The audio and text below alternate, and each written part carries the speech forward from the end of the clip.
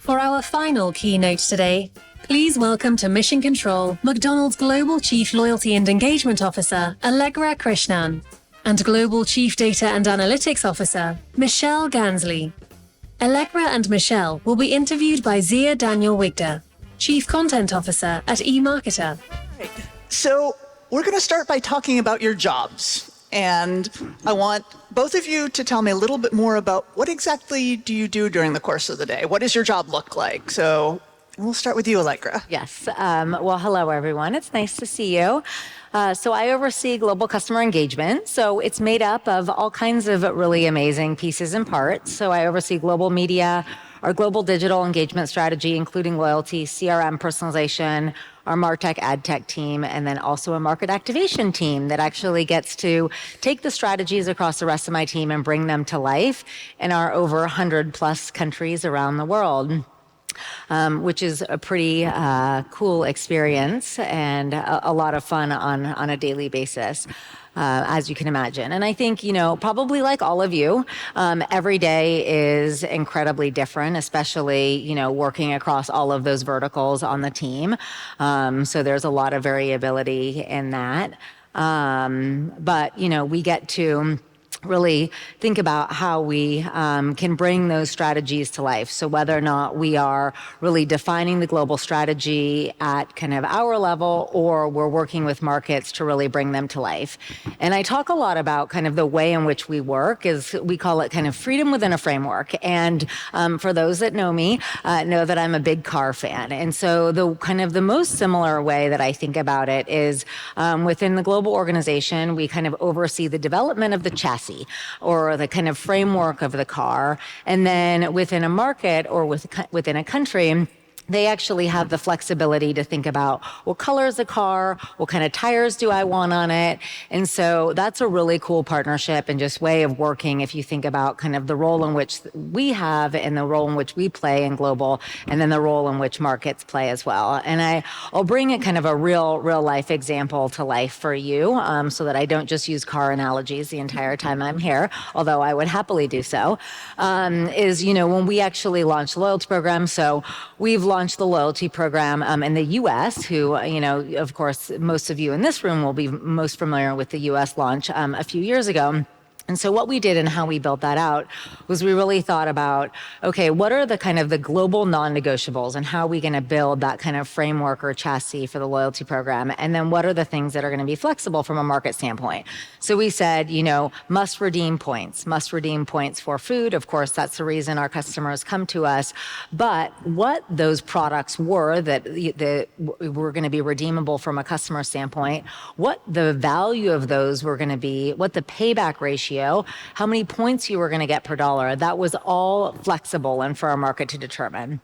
So really kind of working within this freedom framework model that helps us kind of set and define the strategy at a global level in partnership with product and tech, but allowing for a great deal of flexibility when we get down to the country or market level to really bring it to life in the way that's going to be most compelling for not only driving their business, but even more importantly for their customers as well. Yeah. Seems like a smart way for a global organization to structure their international initiatives, allowing that brand to be consistent across all the different markets. Well, to your point, allowing the flexibility so that you can actually tailor the offering to the local needs. How about you?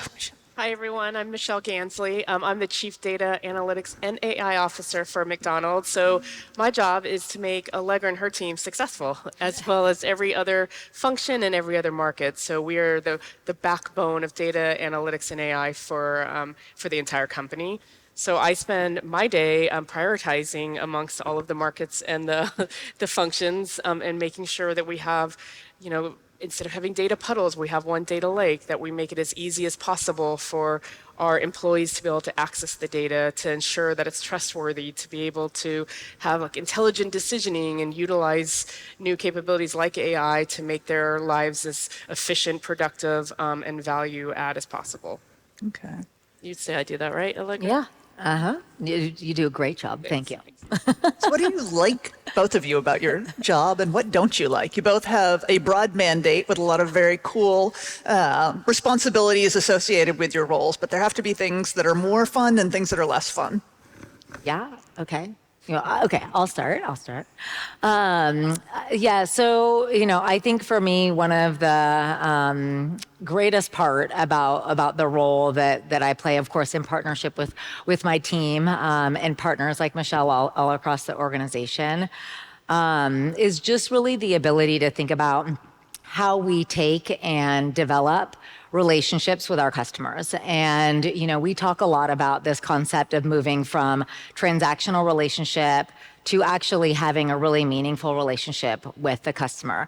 And, we have over 150 million 90-day active customers. So you can imagine the richness of data and the data asset that we sit on. And of course, we have an ambition to get to 250 million by 2027.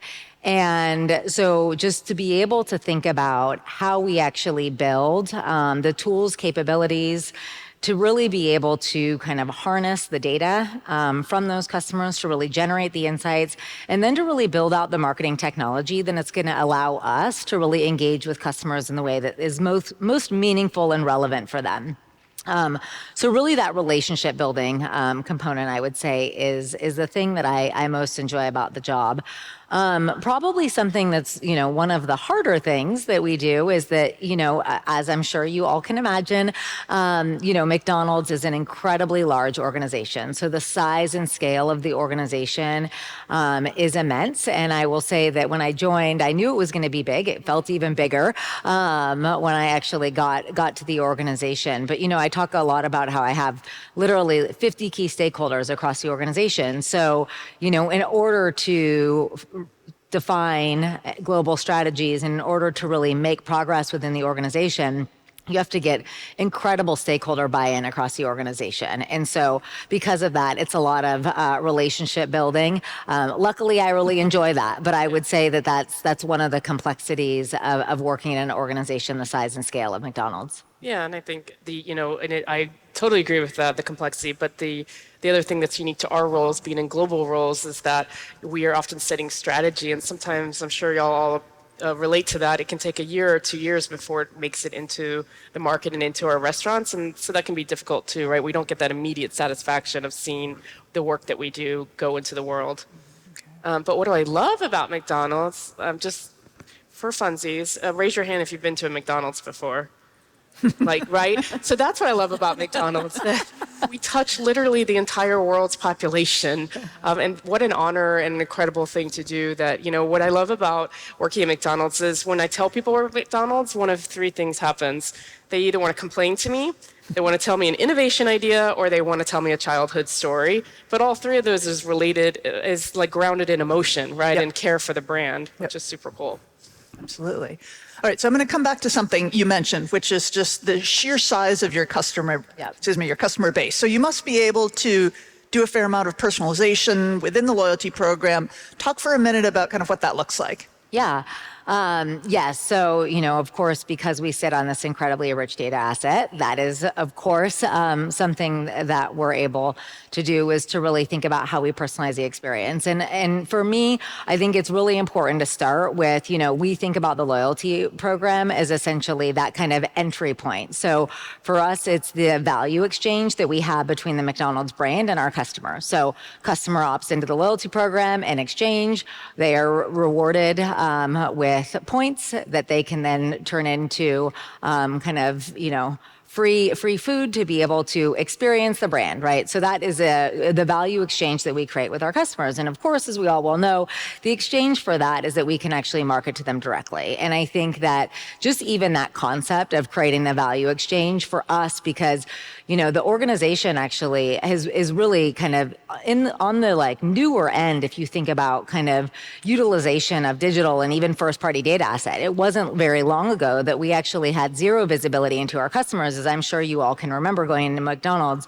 there was kind of no digital component to the environment. And now, with over 150 million 90-day active customers, and even if you think about the amount of channels that we have been able to really personalize through our digital ecosystem. So again, wasn't very long ago that we primarily had two channels. You had a restaurant and drive-through, and now you've got the app, now you've got kiosk, you've got mobile order and pay, you've got delivery, you've got all of these net new channels where we can think about harnessing that data asset, really taking those insights from that, and then essentially bringing them to life across our digital ecosystem in a really meaningful way. So it's been a lot of fun to go on the journey, because you just see kind of the evolution of the brand and where we were and where we are now. And by the way, of course, like always, still a lot more to do as well. Yeah. Yeah. All right. I'm going to go over to you, Michelle. With all the new technologies, you talked about personalization a little bit, but I'm sure there's a temptation to automate, certainly an opportunity to automate. How do you balance like the opportunities there versus the human touch that your customers will crave and that will ultimately drive loyalty? Yeah, I mean, Allegra talked about the value equation, and by the way, if y'all want to help us get to 250 million, if you don't have the app, please download it. Free Fry Fridays. That's your value equation. For us, at the heart of it is still there's like real human beings at the end of those numbers, and so the consumer is always going to be our first priority. What we automate are the things that are tedious and manual for our own employees that get in the way with us being able to get to the most personalized experience possible. But, Allegra, when you mention all of these data sources we have, I mean, that is the exciting power. But not only that, right, we have consumer research, like segmentation. We also have our customer satisfaction program.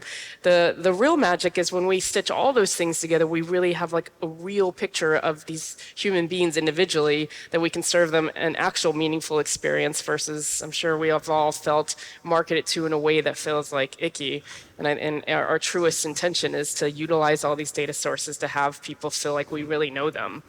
Yeah, and I think, just to build on that, I think, of course, there's always going to be a little bit of that art and science balance. But, I think, how do we ensure that we as an organization are taking the richness of our data, really pulling those insights? And, one of the things we talk a lot about is taking those insights to really develop fan truths. And fan truths are really the thing that is uniquely McDonald's, right? So an example of that would be, for so many people, their first major birthday memory is at a McDonald's. And because of that, that was what kind of the overall Grimace campaign was founded on, which is everyone, enjoys their birthday at McDonald's, including Grimace. And for those that saw that campaign, it was an amazing expression of taking kind of that fan truth based off the insights that we hear from our customers and really bringing that to life in a meaningful way. And what was so cool about that campaign is not only did it really resonate with customers, and we had so many customers coming in to buy the Grimace shake, but we kind of enabled, and what it really happened naturally, this kind of two-way dialogue with our customers. So for anyone that saw it, there was this kind of whole, really engaging way that people were really responding to that campaign. And there was all these kind of funny Grimace shake moments all across all of the different social platforms. And it really was kind of taking that fan truth, bringing it to life in an authentic way at McDonald's, but then really allowing for our customers to have fun with the brand and have that two-way dialogue. And so I think that balance component of really thinking about both how you actually leverage the science, but then how do you let a little bit of that art and magic come to life in a meaningful way? All right, we're going to continue on the data theme for a minute, and I'm going to read from a press release here. So as part of the digitization effort that you're going through right now, you are looking to establish a platform that all McDonald's customer and restaurant digital platforms will run on, from the mobile app to loyalty and kiosks in store. How has that helped you get a better view, a 360-degree view of the customer, and then how does that also help your customers? Yeah. So, the intention behind that is, like a lot of companies, as technology has grown, we've sort of organically grown. And I since you like analogies, it's like, if we built a house and we just kept building random extra rooms onto it, whereas at some point we had to stop and say, are we building the most efficient and powerful platform, data products, data services possible? And the answer is no. One example is which is true for most, I think, companies. If you want to use like your Starbucks app in other countries, you can't do that. And that's same with McDonald's. If you take our app and you try to use it in the UK, you can't do that. But in the very near future, we will be able to do that, where the one app will work in every country. And that's important because as a consumer, you expect if McDonald's is McDonald's is McDonald's, I should be able to use the same app anywhere in the world. So that's, the intent behind that question is we are connecting, creating one platform structure, one ability to connect all of our data sources across our unique channels in order to have one version of the truth, but also to make it easier for Allegra, for example, to push out new programs and initiatives, where today that's unbelievably hard. Yeah. And I guess beyond loyalty then, how are you leveraging data across the organization? Yeah, so, I forgot to ask the consumer piece, but how does it help consumers, I think is also important, right? Because of course, there's a benefit to us as a company, but to the end consumers, again, it's that seamless experience where they can relate to have one McDonald's relationship regardless of where they are. Okay. But beyond the loyalty program, I mentioned, that we're building the app, but we're also doing things to make our crew members' lives easier. So we're building a virtual shift manager assistant, which I think my colleague Wei is talking about tomorrow in case anyone's still here. Mm-hmm. But the idea of that is shift managers' lives are really complex and difficult, and they're managing a lot of decisions. What if we had a virtual aide powered by generative AI that would help them to make some of these decisions to reduce the cognitive load so that they can be there more for their crew members and employees? Okay. Great.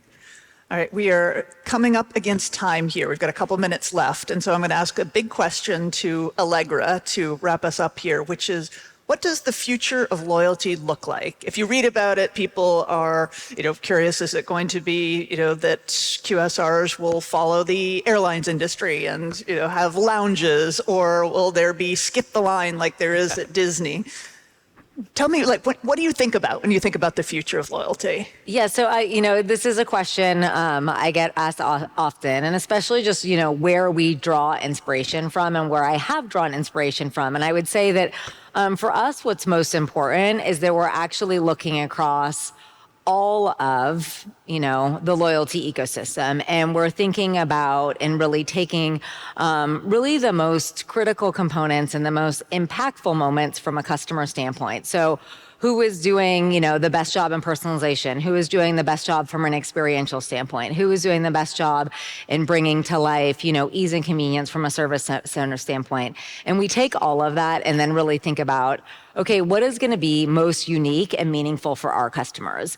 And that, I think, is the most important point, is that we're really taking kind of from inspiration and learning. And the other thing, the way I think about it is, we have built primarily a transactional loyalty program with the hopes and ambition to get to more of an emotional loyalty program. And I think that is what we're working on now, is how do you actually take, and that's a little bit of what we needed to do in order to launch the loyalty program in over 50 countries and just over the last couple of years, is really focus on transactional. But there's so much more that we can continue to do, and how you think about utilizing the loyalty program to bring that value exchange for the customer to life and really do it in a really authentic way.